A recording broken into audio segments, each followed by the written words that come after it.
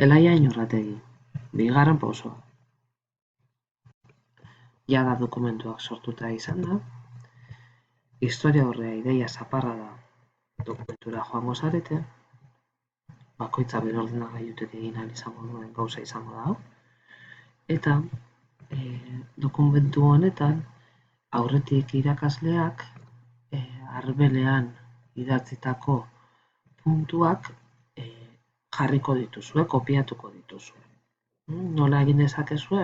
Bakoitza bere ordenagailutik ikusiko duzue beste taldekideen idazten dutenean beraien izena, gainean jarri ezkero kurtsoera beraien izena azalduko zaizue, bakoitza kolore batekin, modu horretan ikusiko duzue zuzenean bakoitza zer idazten ari den, zer ez, elkarri laguntzeko aukera izango duzue, eta abar, ados?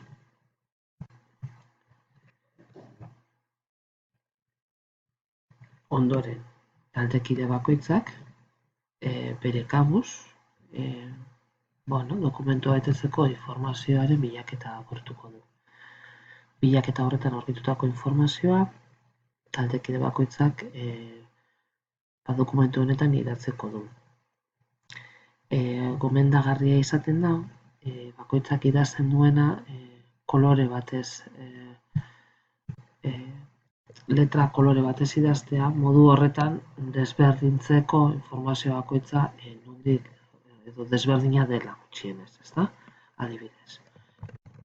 Dezaket, aukeratzen dugu, eta hemen goian, edo azpimarratu, edo beste letra kolore bat jarri dezaket, diosaioket.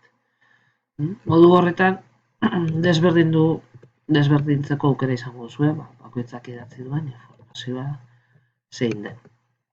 Ados, dena ez nahazteko.